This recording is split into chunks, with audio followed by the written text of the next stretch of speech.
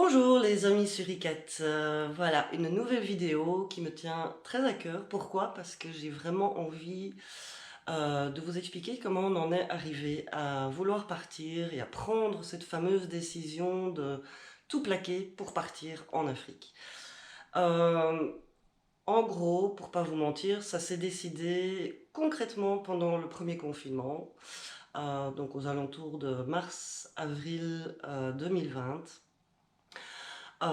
Et suite au fait que, bah, en début d'année, donc en janvier, nous étions partis en Tanzanie. Bah, c'est la première fois qu'on partait en Afrique, Sylvain et moi. Bah, moi, j'avais déjà été au nord de l'Afrique, donc Tunisie, Égypte, mais jamais plus bas dans l'Afrique noire.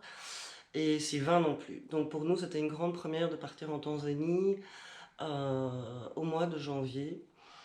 J'avais déjà rencontré pas mal de voyageurs qui souvent avaient fait l'Afrique et qui étaient revenus avec le virus de l'Afrique, comme on dit, et qui avaient toujours hâte de retourner. Et donc je me demandais si j'allais avoir ce coup de cœur également pour l'Afrique.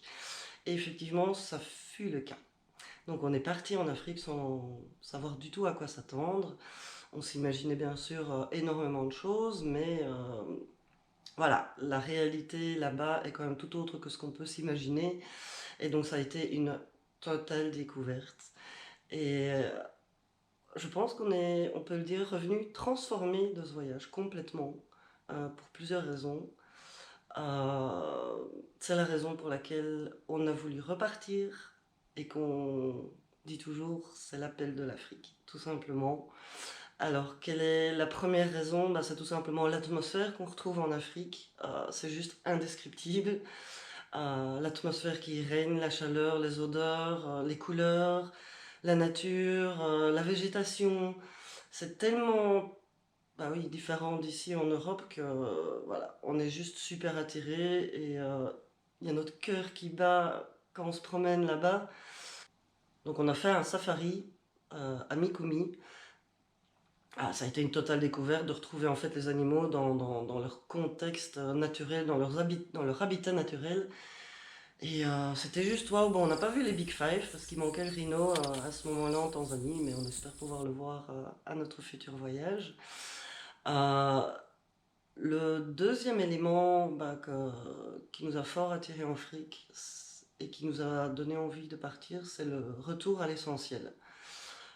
Qu'est-ce qu'on entend par retour à l'essentiel? C'est qu'on s'est rendu compte que les gens là-bas avaient vraiment très très très peu pour vivre et qui devaient encore se battre au quotidien pour des choses vitales, comme l'eau, la lumière, l'électricité, le feu. La nourriture est très difficile à trouver, donc ça nous a subjugués de voir qu'il y avait des enfants qui mangeaient pas tous les jours. Donc en fait, mon frère, il a fait une ONG là-bas, il a créé un club de foot pour les enfants pauvres d'un orphelinat. Et donc on est très proche de ces enfants. John! Et un soir, sachant qu'ils ne mangeaient pas tous les jours, même pas à leur faim, ils ne mangeaient pas tout court, tous les jours. On s'est dit, on va faire un grand repas pour tout le club, pour tous ces enfants et les entraîneurs. Et donc, je pense que pour 30 euros, on a été acheter tout ce qu'il fallait à des quantités astronomiques au petit marché. C'était très sympa, il y a des enfants qui nous ont accompagnés pour nous guider à ce marché. Et on a réussi pour 30 euros à faire à manger pour 30 personnes.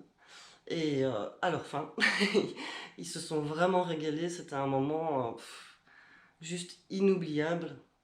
De voir qu'ils étaient tellement contents de pouvoir manger et comme ça tous ensemble ils étaient complètement noirs parce que oui il n'y a pas d'éclairage dans la rue là-bas comme on peut en voir ici et c'était voilà un moment de partage, ils étaient heureux, on était contents de leur apporter énormément d'amour, c'est comme si c'était leur Noël en fait. Et c'est ça qui est sympa aussi, c'est que on apprend à manger local, à faire le marché et on se rend compte que les produits qui sont importés sont super chers, donc en fait on se les achète presque jamais ou vraiment pour une occasion bien précise comme ici on a acheté des pâtes, ce qu'on ne trouve pas facilement là-bas et c'était extrêmement cher.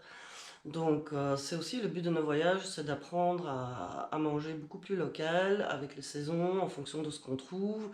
Et donc j'ai pour ambition effectivement d'aller dans les petits villages et pouvoir apprendre les recettes, j'adore cuisiner, locales dans chaque petit village, et pouvoir participer et voir comment ils font, pouvoir déguster toutes ces spécialités.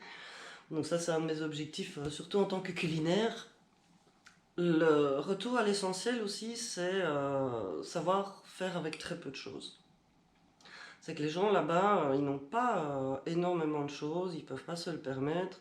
Et ils ont pour habitude, quand quelque chose ne va pas, ou est déficient, ou cassé, c'est de réparer et de faire en sorte que, bah, voilà, on ne jette pas tout de suite pour racheter, comme on a tendance à le faire ici euh, en Occident.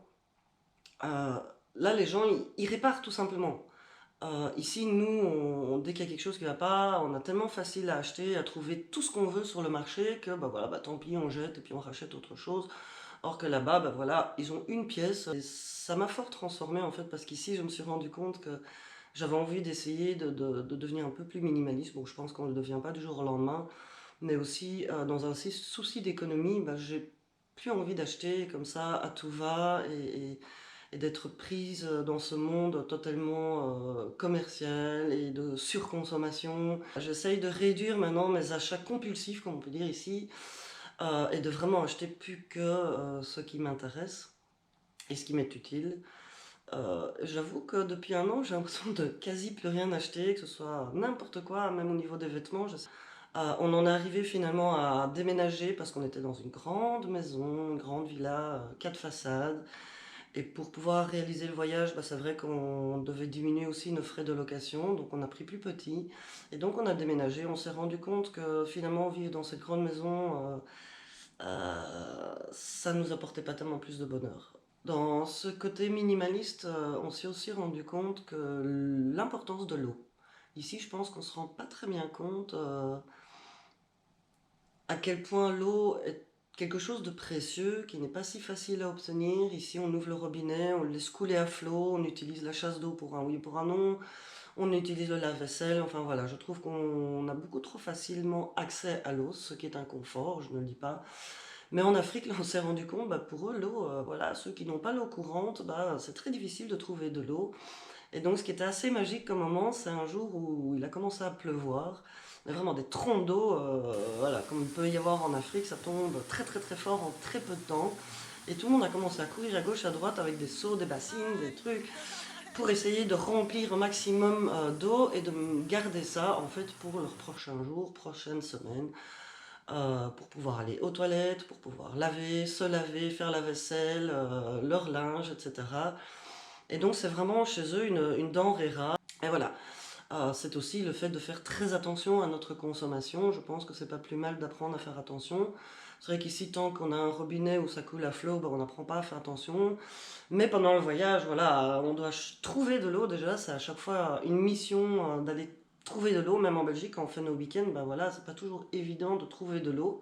Et on en a profité pour enfin remplir le bidon. Ah bah non, même pas. Rempli. Bah Non, pourquoi?